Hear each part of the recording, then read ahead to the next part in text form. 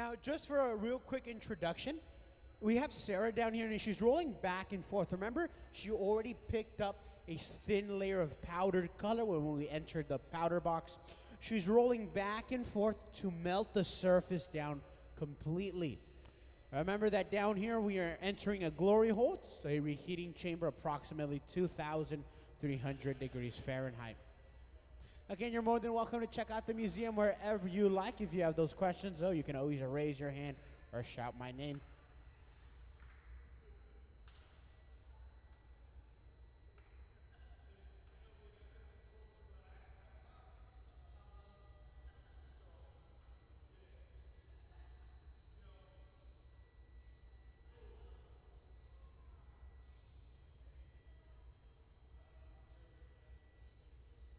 Now, we are glass blowers down here, and so if we want to blow air through that blowpipe, we first ensure that the setup is there correctly. That when we blow air, it's going to blow out nice and evenly, nice and symmetrical.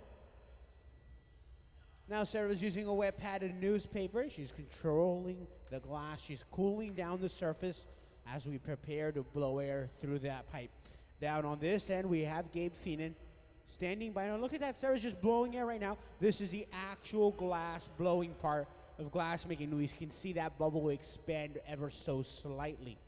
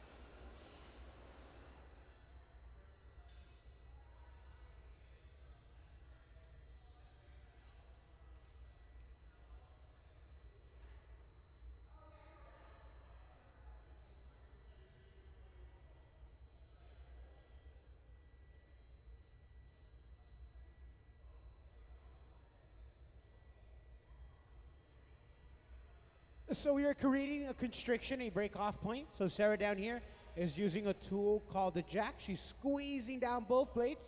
She's creating that break-off zone. This is where we're going to separate the rod from the usable glass, all right?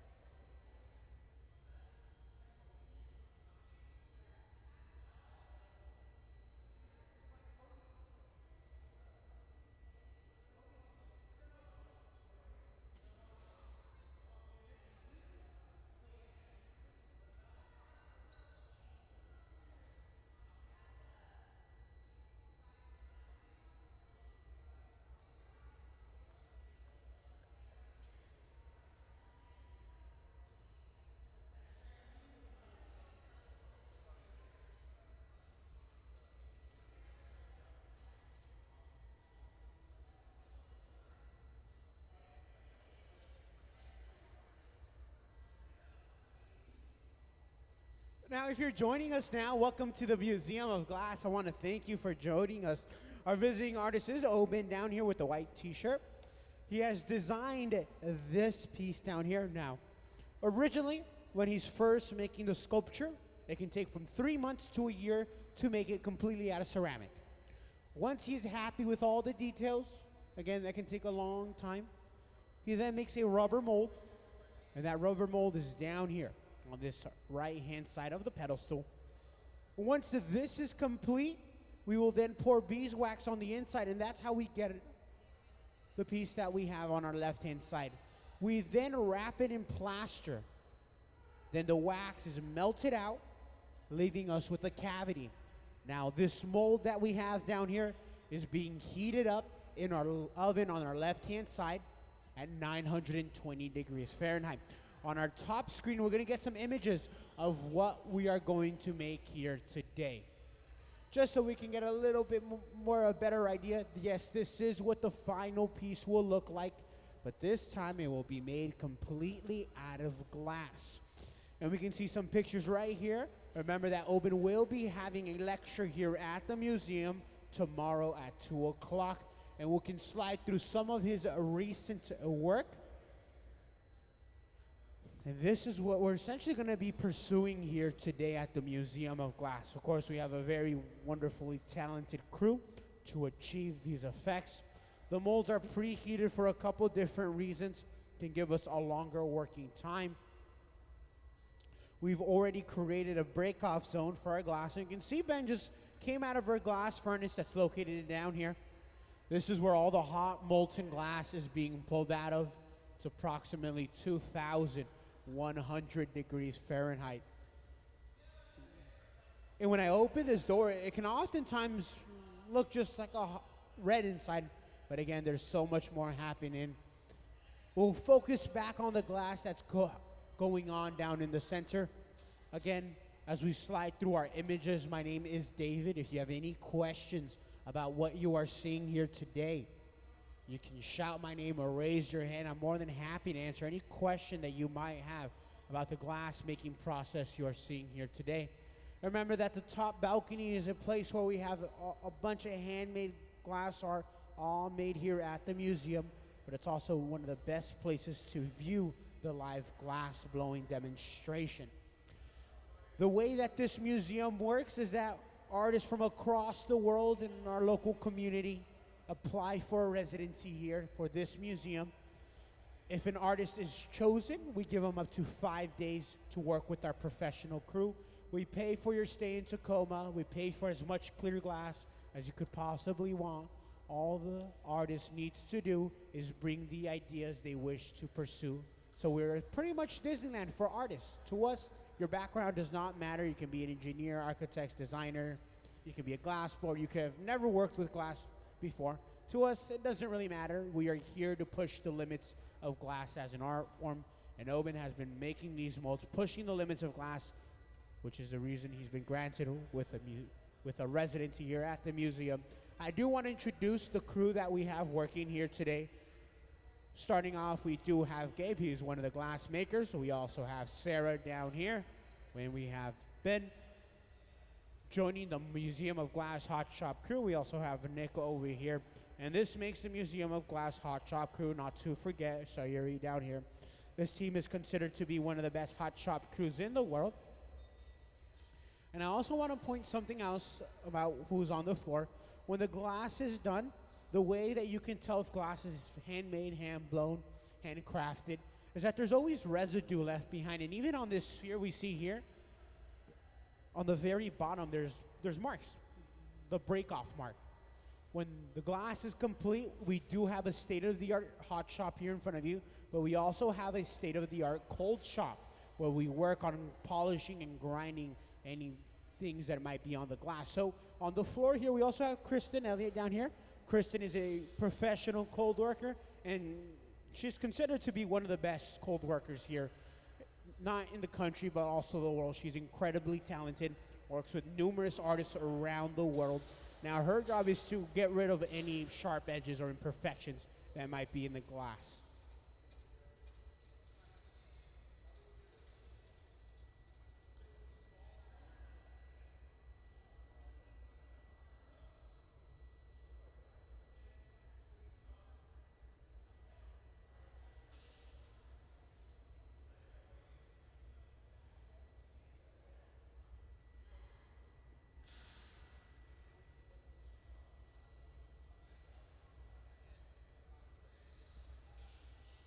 So down here, the mold that we've pulled out is actually a head that's going to go on top of a chest cavity that we will make later. So we're just going to focus on this little area here. This mold, again, has been preheated. It's made out of plaster silica, as we can see in our drawing down here. We're going to do a little bit of shaping, but eventually we will go get the glass really, really hot, and we will stuff it inside, blowing some air. It will expand to all those small little nooks and crannies. Now, right now, we're going to start off with the small stuff, but if you hang on with us for the rest of the day, we are going to be making some really large pieces, actually larger than the pieces we made previously earlier this week. So, just letting everyone know that will be happening later, but we do like to warm up to it. We're going to warm up to it by starting off with the smaller part, or smaller version in this case. To get the best features in the glass, we need to get it really, really hot. When it's time, the glass makers will take the best heat they can, and what I mean by that, they're just going to enter the glory hole. Again, it's about 2,300 degrees. If we throw a rock in there, it will turn into magma. Going back, if we get it, we'll get it as hot as we can possibly get it. Our arms will begin to fatigue, and in that moment, we're going to pull it out and go ahead and stuff it into the mold. Of course, we are flattening on two sides, one for the face area and one for the back of the head, just so it can fit better, nice and snugly inside the mold.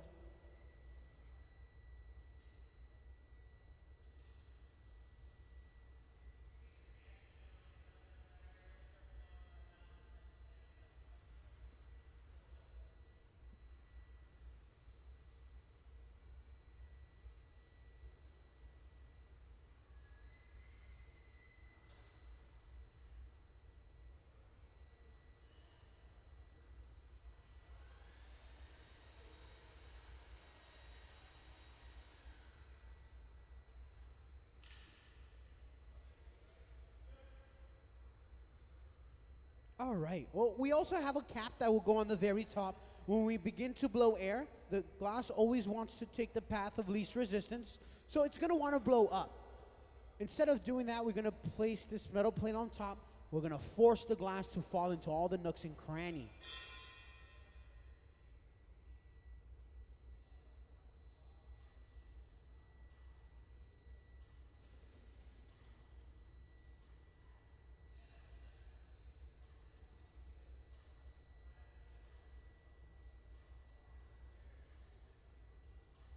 To force the glass to go into all the small little crevices, Ben is using a little air hose connected with 30 psi pounds of pressure going through that rod right now, and we're going to force the glass really to ensure that we're getting all the small features like the hairline, the small little indentations in the hair, the nose, the eyes. We're ensuring that we're going to get all the features. Remember that this plaster silica mold is retaining a lot of heat, especially towards the bottom down here. The glass's chances are it's still at a molten state.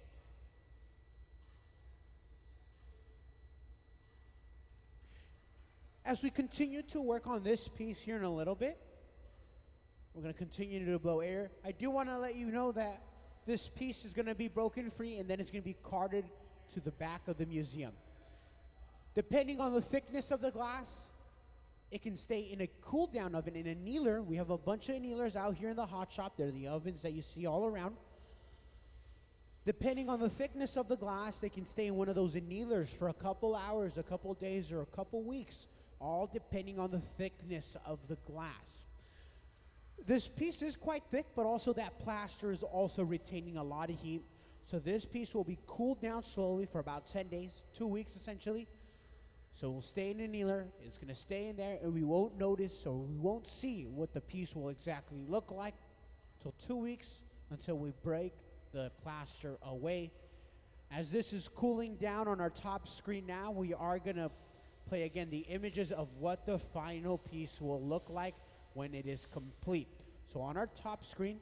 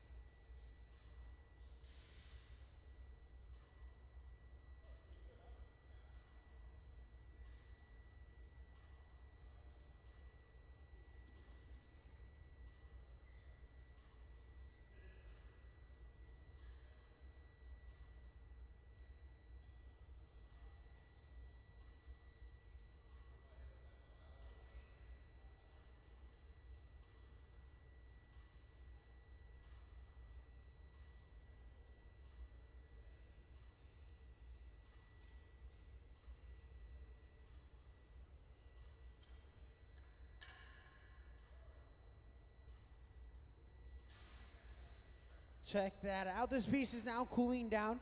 The top part is actually going to cool down more than the inside. Remember, it's retaining a lot of heat. We will torch the very top of it to ensure. And oh yeah, the inside is still puddling. We also blow a little compressed air in there to ensure, because it's still at a molten state, the walls will want to collapse. As this piece is cooling down, Sarah's already starting on the next piece. If you came in midway or just caught the end of it, it's totally fine. We're going to continue this process, but we are going to work on some much larger ones later in the day. So we're starting off small, but oh yeah, we will get to the big stuff later on.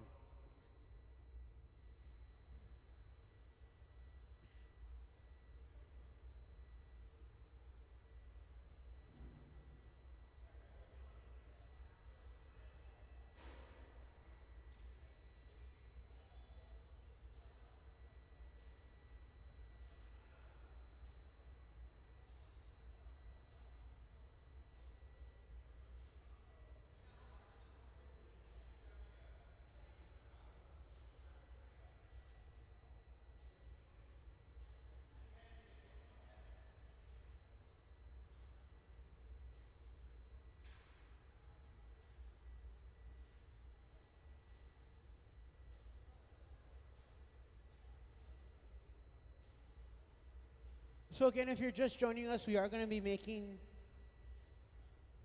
a piece just very similar to this one. The next piece we're going to be working on is the legs and kneaded that will be added.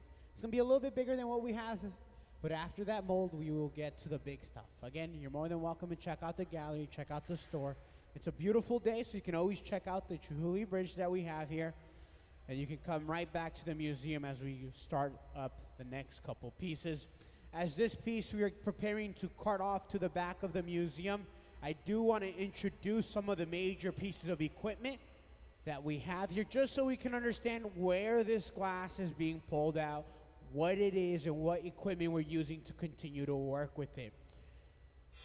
Nick down here has suited up in a heat protective layer with some Kevlar gloves, the last little touches. Again, Oben is our visiting artist, California-based artist that's come here to the Museum of Glass to pursue these molds that are going to be quite on large scale. Remember that when Oben came here, he came with 3 crates full of these molds that he's been working on for months and months and even years. So it's now time to bring them back together as we pull this cart away from here. Again, it will be going into a annealing oven. Can we give our team a round of applause? And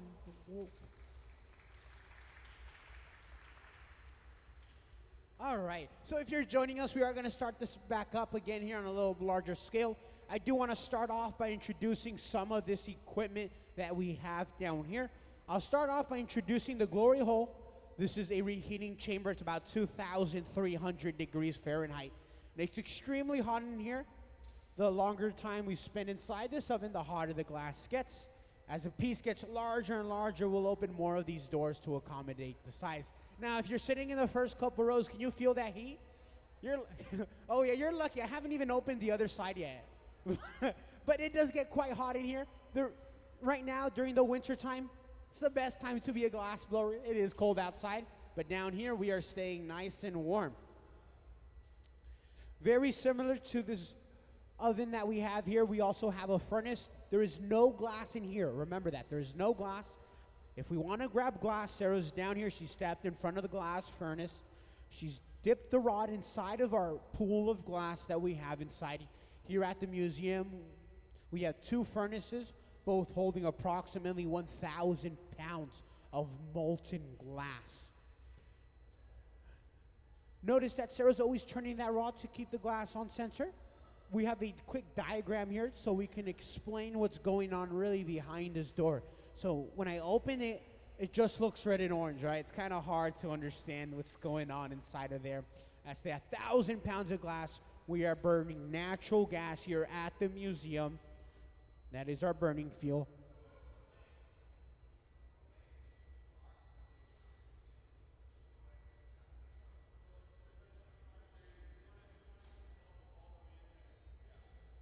When we gather glass, one of the first steps we take is to use a wooden shaping tool called a wooden block. This wooden block ensures that the bubble will blow out nice and evenly. And when we begin to blow air, it's going to blow out symmetrically. Again, we want even walls all the way through. We don't want a badly blown bubble. So that wooden block will shape the molten glass around that bubble and ensure it. So Sarah can push that molten layer anywhere she wants. If the glass is blowing to one specific area, she can push that glass to that area to accommodate how the bubble is blowing out.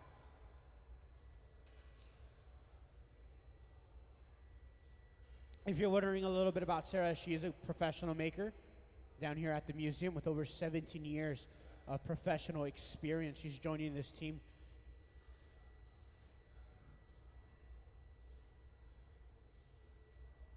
By holding the bubble up slightly, Sarah's letting the glass squat back down, so when she blows air, it's going to blow straight forward. And again, all these tricks takes a long time to develop in the glass making world. If you're wondering how you yourself can become a glass blower, there's a couple different routes you can take. You can go to college. There's about 50 colleges in the United States that teach glass blowing. It doesn't mean you'll be a professional though, it just means you'll be trained in the medium. If you want to become a professional, best chance is just to go to work in a factory. There is a couple factories around here, just north of us in Seattle. Another way you can become a glass maker is by going to your local studio, asking the person in charge, can you teach me glass blowing? I bet you after the millionth time you ask, the person will finally say yes. So there's a couple different ways. Note another thing is that glass making is a team sport. It is very hard and very difficult to blow glass by yourself. Although it is possible, it's just a lot more work. You have a question? How do we make the glass horses? That's a great question. So yeah, up here we do have a stable, a horse stable as I like to call. All these ponies are handmade, hand-pulled by our crew that we have here. This is one way we just practice our skill. So on this top screen, as Sarah lets the bubble cool down, we're gonna play a short little video showing how a pony is made. Again, these take a long time to make. In this video, we have one of our very own Nick Davis pulling this pony for everyone to see.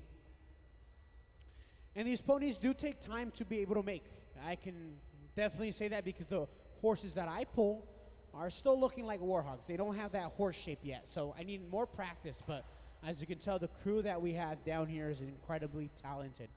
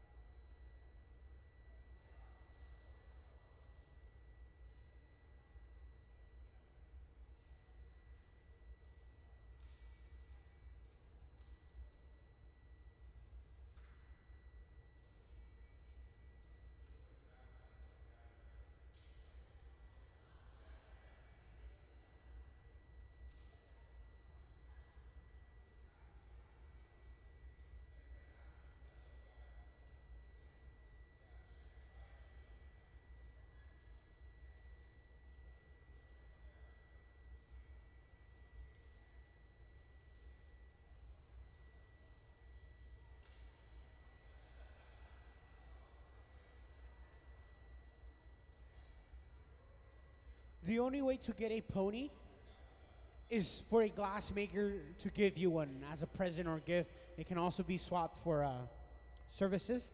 But yeah, the best way to get one is to buy cookies and then bring them down here to the museum and tell them, hey, do you want these for a horse or something?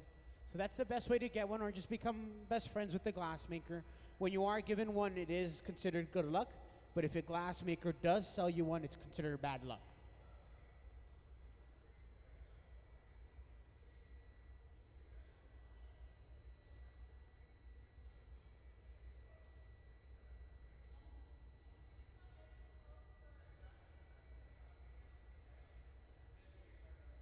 Do we have any questions from the audience? Any questions that you might have about the process you are seeing now? Again, we are going to be working on legs is the next part. It's all going to be clear glass this time. There's not going to be any color this time around. Remember that it doesn't matter what color we work with, even this clear glass. When it's hot, it looks red and orange, and that is the heat distorting its color. But that true color will come back. In this case, it will look clear at the very end. But while we work with it, that red and orange just says where the heat is located.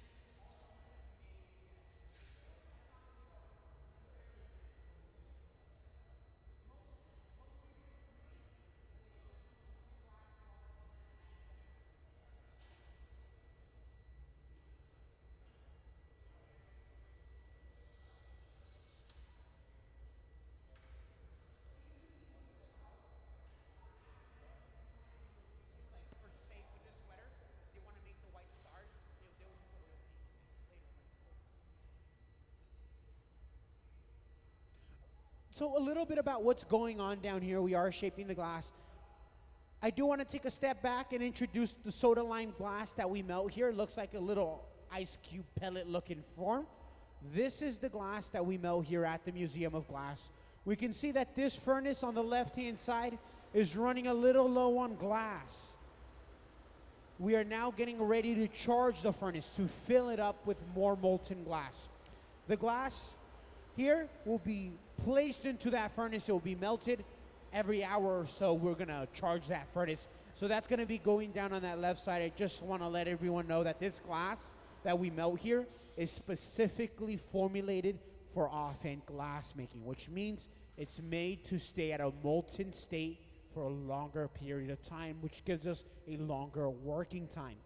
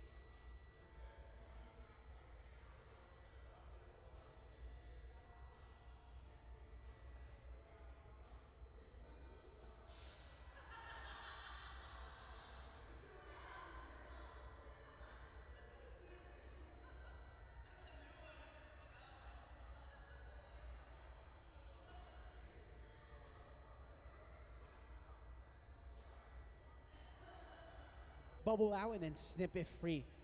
Again, this is the highest level of professional glass blowing, so we try to use the best quality glass we can also have.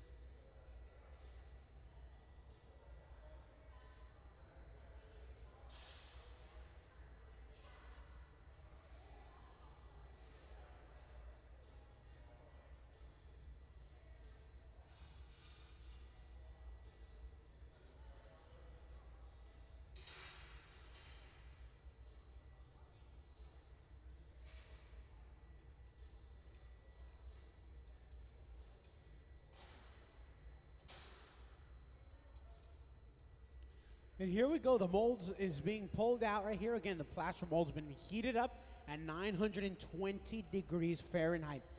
By heating it up, this is going to allow us for the glass to flow into all the small little nooks and crannies. Again, we want to pick up all the details. The legs are also very detailed. Notice that the hairline, the hair, we see that the eyes, the nose, we want all those features.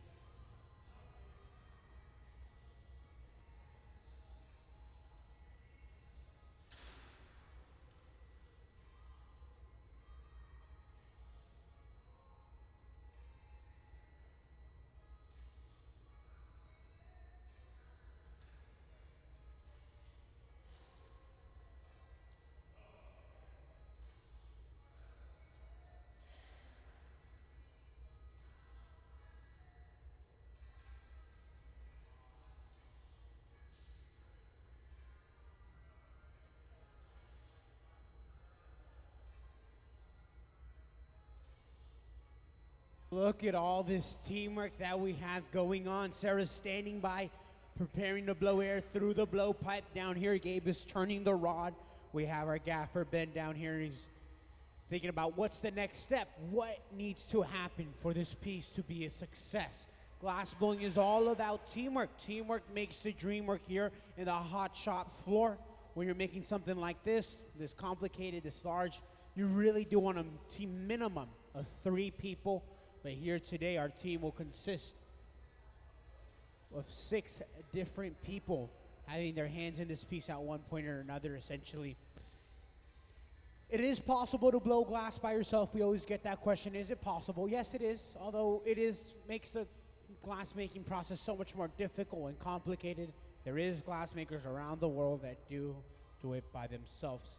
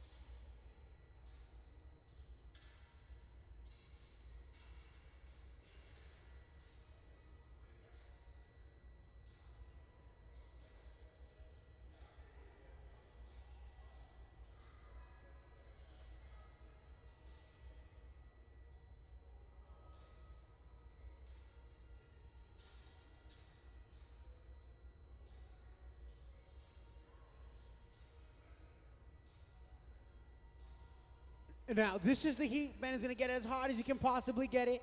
He will come out. That bottom of that glass still at a molten state. We're going to go ahead and begin to fill one of the legs that we have. We have two of these legs. This is one of two. Little bit of air being blown inside a little cap on the very top. Ensure that the air is going to push everything downwards.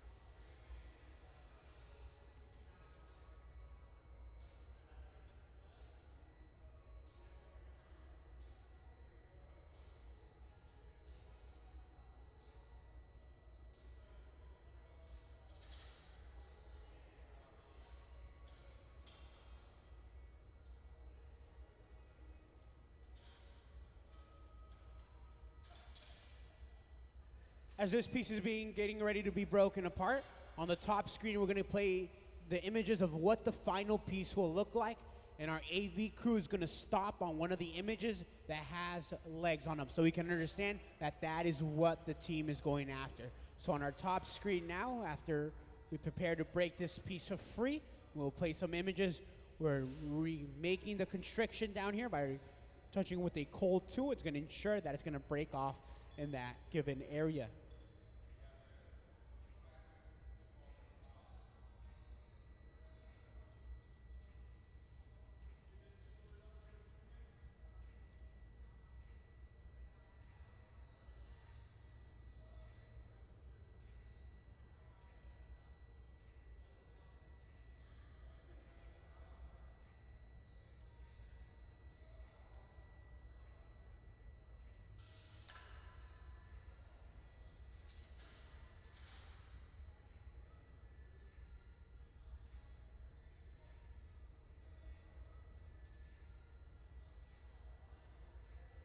And so here we go. We see the image on the top screen, the legs. That is what we are making right now. This one is a straight leg, but the next one we are going to make is the leg's going to be bent. So it's going to be a little bit more tricky. The team has talked about tilting the mold to the side to ensure that we get a good mold of the leg essentially here going.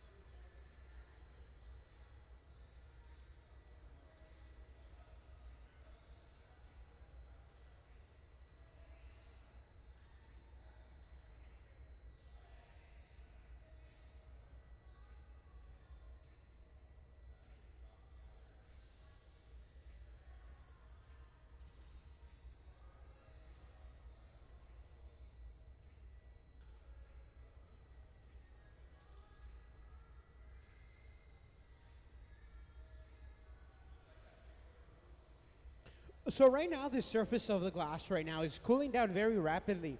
But the very inside of it, this plaster is still retaining a lot of heat.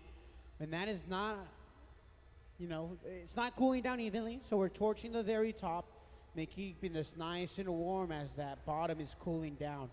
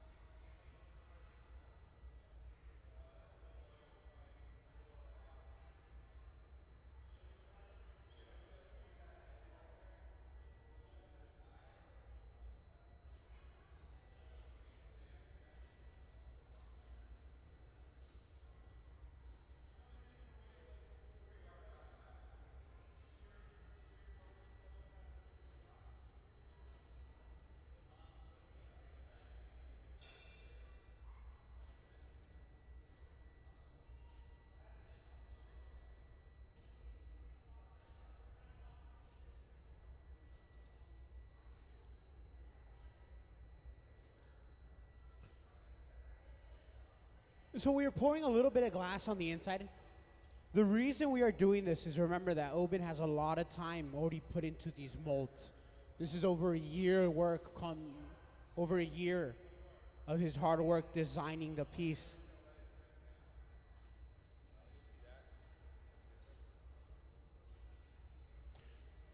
Once again, Oben has over a year work put into all these molds, so we need to ensure that every piece is going to come out great. It's going to come out successfully. These molds are only be able to be used once, so once they're used once, that's it. Oben has spent 3 to 1 years making each design for the mold. After that, he essentially took a month to create the rubber mold, and then a little bit more time after that to actually make the wax piece and then the plaster that goes around it. So there's a lot of it riding on the moments that are happening. Even though this has taken him over a year to complete, it all comes together within seconds. The piece can go either right or it can go wrong. So to ensure that this piece is going to be thick enough, we're dropping a little bit of glass just because there is a lot riding on each individual piece to be successful.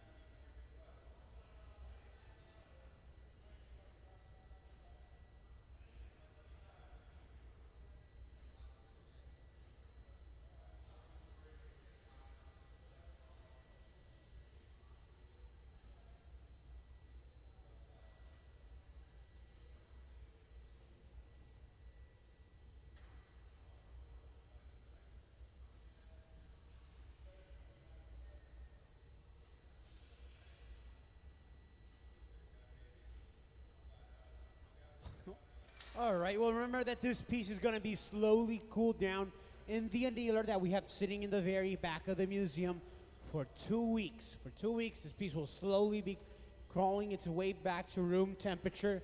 That plaster is retaining a lot of heat, so probably the bottom of it's still almost at a molten state almost still. Now that the team is happy that we thickened up that one corner, this piece will be carted off to the very back of the museum, and it will slowly begin its crawl back to room temperature. Can we give our visiting artist Oben and the whole Mon crew a round of applause down here?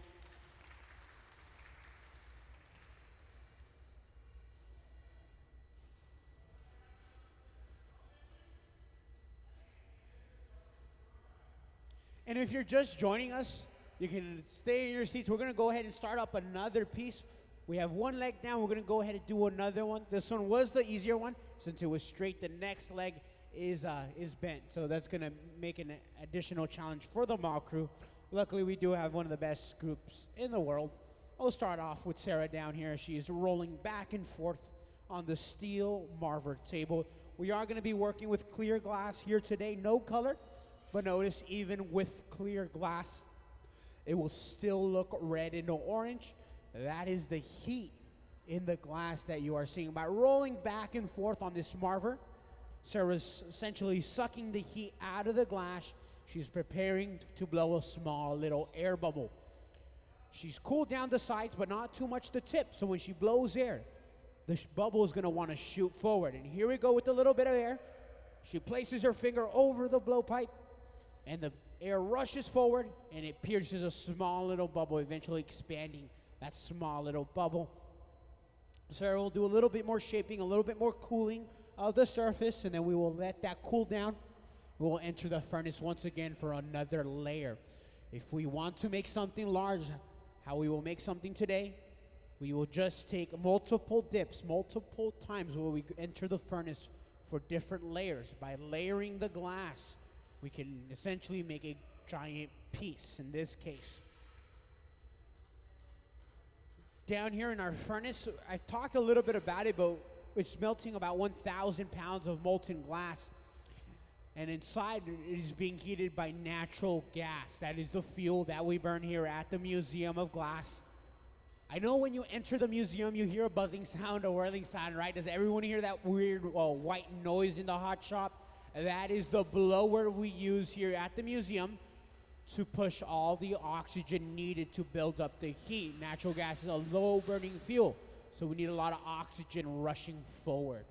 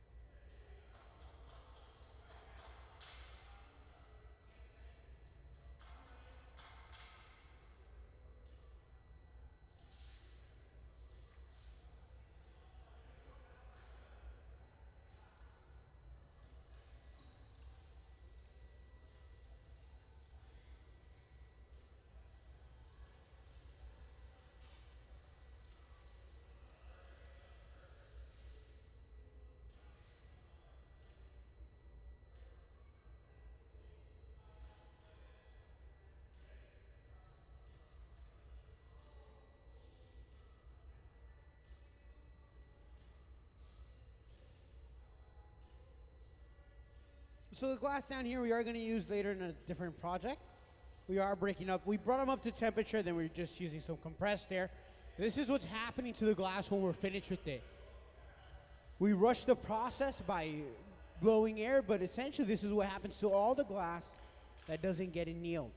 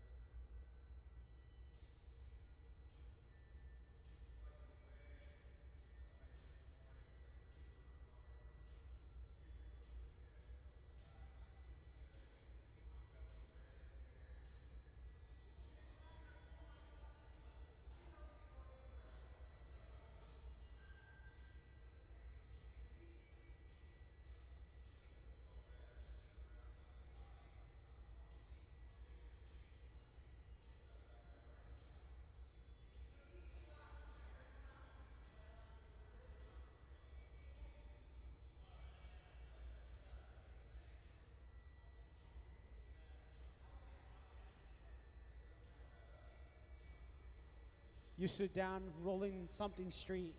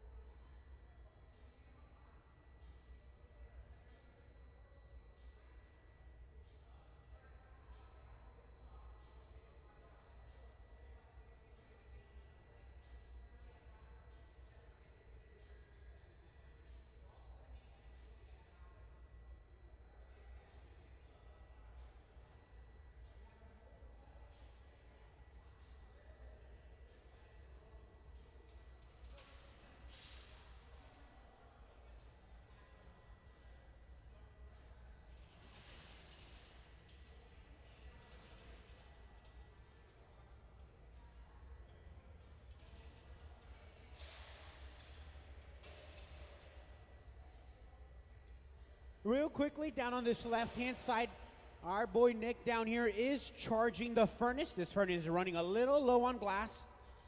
When the furnace gets around 600 pounds of glass, remember we're melting about 1,000 pounds of molten glass here. When the glass is about 600 pounds left, we'll begin to charge the furnace. We are melting soda lime glass, as you see down here. This is the world's most common type of glass there is. Chances are any glass in your home is made from this soda lime glass we see down here. Another added point to this soda lime glass is it's specifically formulated for us, which means it stays at a longer molten state for a longer period of time, giving us a longer, essentially, working time.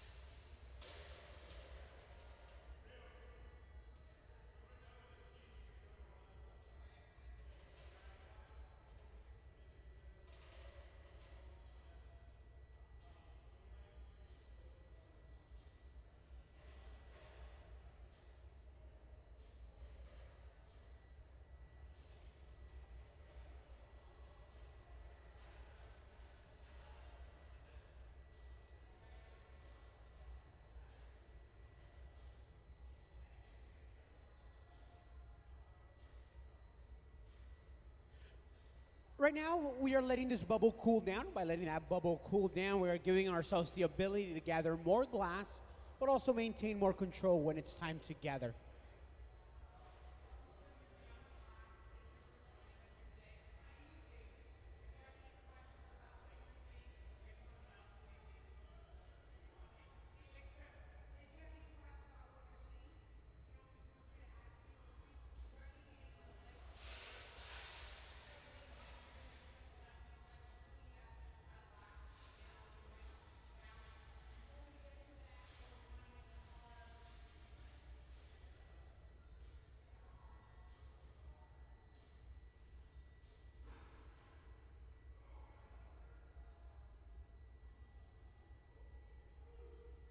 Ben now has stepped in front of the furnace. Before we entered, we sprayed a little bit of water inside, brought all the air bubbles to the surface, popping them so we're not gathering air bubbles.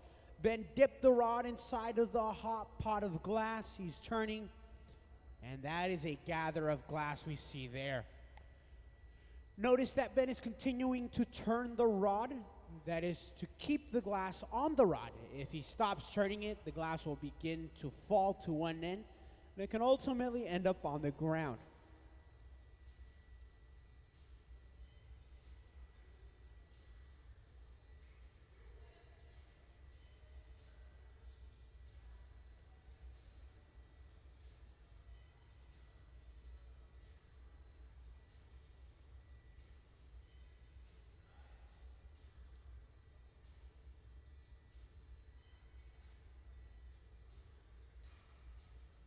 Notice how Ben's carrying the rod around. He is hipping the rod. He's placing it right on his hip. He's turning towards himself to counteract all that weight. Remember, a lot of the strength is coming from our forearms.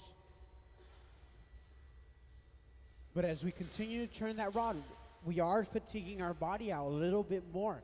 So it's important that the team cooperates and continues to communicate with one another. If one feels like they can't turn that rod, well, the next glass maker will take over. Right now, this mold is being pulled out of the oven. It's been sitting at 920 degrees Fahrenheit. If you're just joining us now, welcome to the Museum of Glass. We see this figure down here. We are going to be making this completely out of glass here today. But before we get to that, we do need to make the legs that will be added on later using some room temperature fusing. Both pieces of glass will be brought together. Jumping back to the action down here, we have this plaster silica mold. Plaster silica retains the heat of the glass a lot, and that's one thing the glass makers will have to take into account.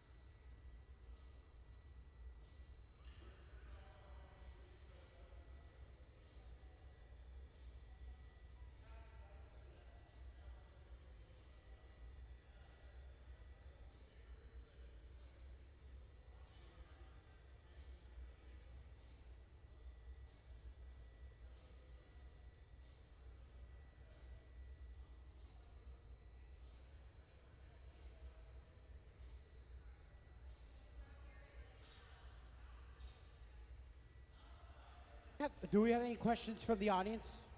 Any questions about what you are seeing here today? And with the action going on. Now, if you're thinking about heading out, checking out the galleries, well, this is the last piece we are going to make before we head off to lunch. So if you're thinking about checking the galleries, we'll wait a couple minutes more. We are going to finish this piece up, and then you're more than happy to check out the store, the gallery, everything the museum has to offer. It looks like it's a wonderful day outside. So remember to don't forget to go out to the Chihuly Bridge. If you need an umbrella, you can always check out an umbrella here with the front counter.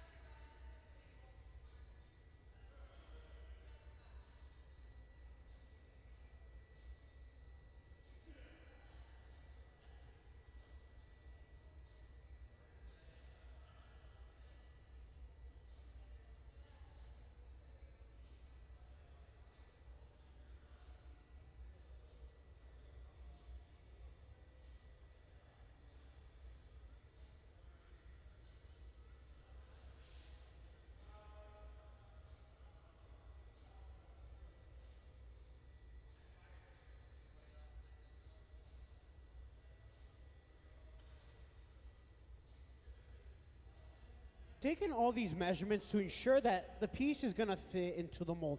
It's going to be a tight fit, but when we're heating this up, it's easier to heat up something this big rather than... And so to make that easier, we're just going to rely on the heat that's going to stretch out ultimately in the final one.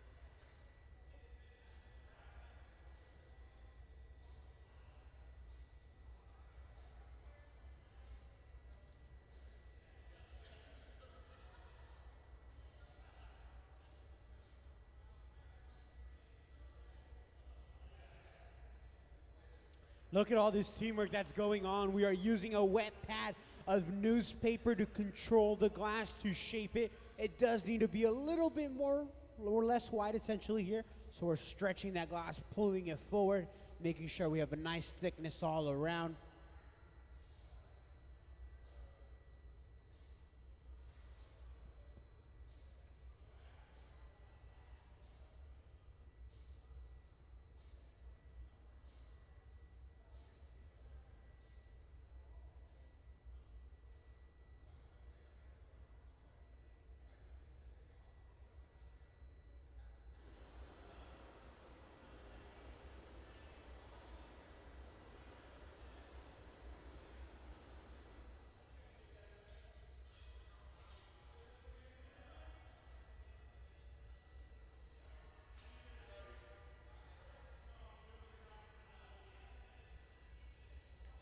Okay, so this is going to be the second to last heat. We're going to do a quick little shape, a little two flatten on two sides. And then we will go ahead, get it as hot as the glass makers can possibly get it. The way to get the most detail out of this mold is just to get the glass as hot as you can possibly get it. And this is going to be a good struggle. We do have a good amount of glass off the end of the rod. When you're working with a lot of glass like this, it just wants to move, and when it begins to sag, it's kind of hard to flip it back to the opposite end and continue turning. Now that we've created those two flat edges, we'll go ahead and get the best heat we can get on this piece of glass now.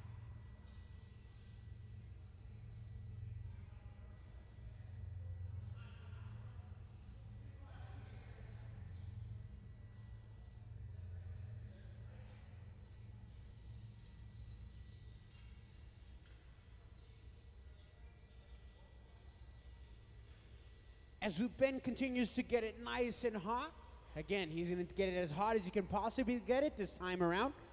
We're getting ready with the mold down here. Again, we brought it out at 920 degrees Fahrenheit. It is nice and warm right now. It's going to give us the ability, or the glass won't suck the heat out of it essentially now.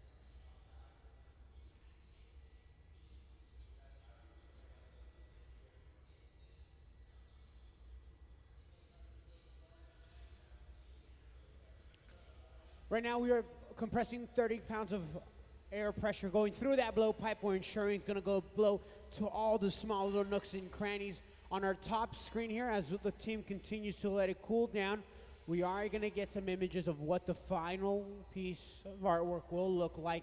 And then the crew will stop on an image where the legs, or one of the images that has legs, so we can understand what's going to be happening. So as we flip through these images, again, our crew will stop at one of the images with legs so we can see how this piece will be assembled. Remember, doing some room temperature fusing. These two pieces or three pieces will be coming together to form one solid piece of artwork.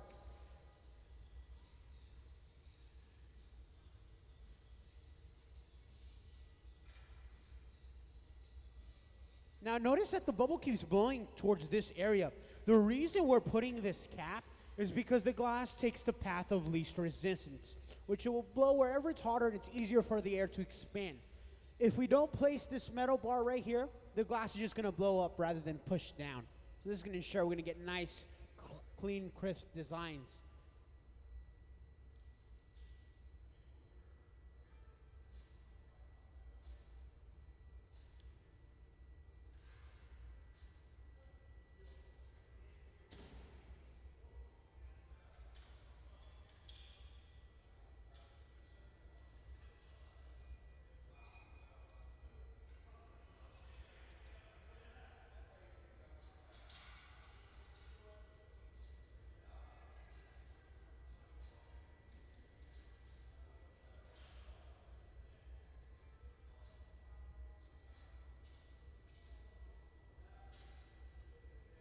So usually we tap it off, giving it a little hit. But again, we're putting over 30 pounds of compressed air inside, of it, pressured air. And that's why it popped off by itself. The air pressure actually took over the glass and popped it. So it works. It's a great way of breaking it off, I guess.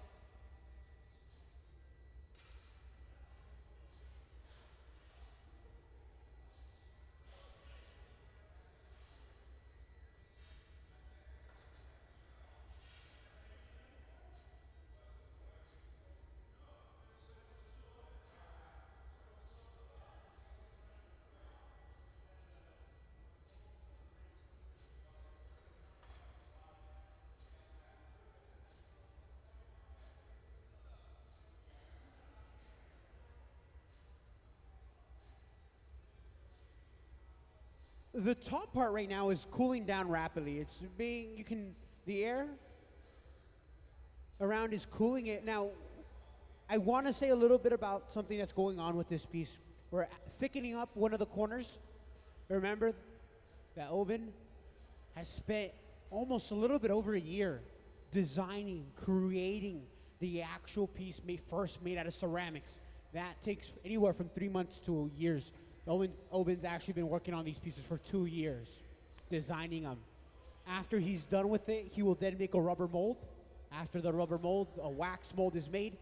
Once the wax is complete, we will drench it in plaster silica and be left with the mold.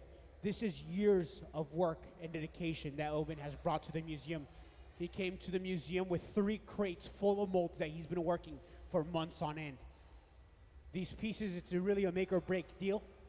We can only use them one time. He has so much writing on each one that each piece needs to come out right. That's how much time, effort, and money has been put into each individual mold to ensure that this piece is going to be thick enough. We noticed that that bubble's blowing up too thin on one of the ends. We're stuffing it with glass. There's no rules to glass blowing. The team is playing it by ear here.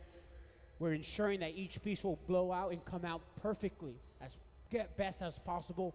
Again, there's no room for error here today, as Oben has spent so much time, so much effort, so much money on these molds, on the design of it to begin with. And this way, we're ensuring that the piece is thick enough that it can cool down properly and evenly enough. And with that said, this piece looks like it was a success. So let's give Oben a round of applause, but also this Museum of Glass Hot Shop crew.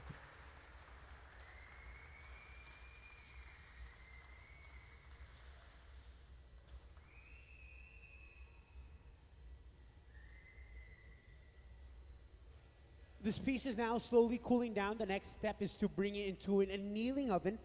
The annealer will slowly cool it down, bringing it back to room temperature.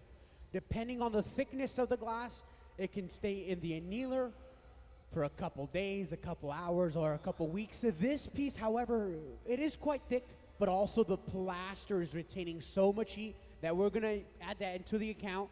It's gonna cool down for about 2 weeks. 10 days it will be in the annealer, slowly cooling down. We won't know how good it came out until we break off the plaster and then see the glass. So it's kind of a, who knows? We're hoping for the best of this. Oben when he first began to make this, he told me he had a 25% success rate. So for every 4 he made, one of them only come out. Only one of them was presentable. Nowadays, he said, for every 1 we make, for every 2 we make, one of them will be a presentable. So we're hoping that we have a better success rate than that here at the Museum of Glass, but you just don't know until the 10 days are over. We shed the metal outskirt of it, and then the plaster is broken up.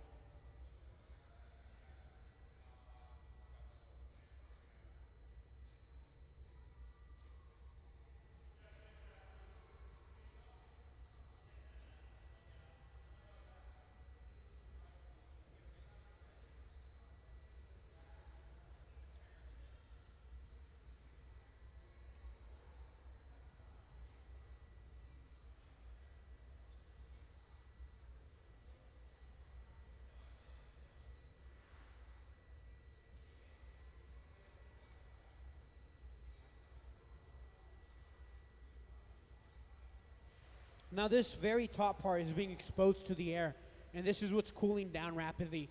If it's gonna crack, it's gonna crack from this part right here. Remember that the very inside of the mold is still hot. That plaster is retaining all that heat. And so to ensure that it's not gonna crack or break, me and Nick down here are just torching it. And folks, that is how we make one of these figures here at the Museum of Glass. I want to thank everyone for joining us here today at our morning live glass blowing demonstration. Before we head off, I do want to let everyone know here that when we come back, we've been saving the big stuff for last. The big stuff is going to be coming on its way after lunch. We're going to have over 50 pounds of solid glass. We started off with some big ones. We've been making them towards pretty much yesterday.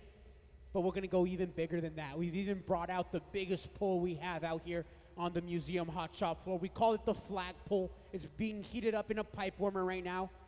When we come back from lunch, we're gonna start the big, huge pieces. When you're making something large, it gets difficult to turn it, but the only way you can get good designs is by getting it hot. And that's one problem that the glass makers will face. Sometimes it looks like the glass makers are about to lose it. I'm not too sure how many times a glassmaker have worked with this much solid glass on the end of the rod, but it will definitely be interesting to see this. Again, we are here to push the limits of glass as an art form. If we fail, so what? We're just gonna go ahead and try it all over once again. And we'll see how the next piece comes out. Again, from everyone here and myself personally, we wanna thank you for joining us here. We will now be taking our lunch break, but again, we will be coming out with all cylinders on blast here at the Museum of Glass. Remember that your pass is good for the entirety of the day. So you can grab a coffee of your own, grab a lunch, go somewhere else, and then you can join us back as we continue the glass blowing fun. Folks, that pretty much wraps up our demonstration. Now, if we have any questions, right now is a good time. If not, we will be heading off to lunch. Before, though, we are going to play a short little video entitled The Legacy Project here at the Museum of Glass as we answer some questions.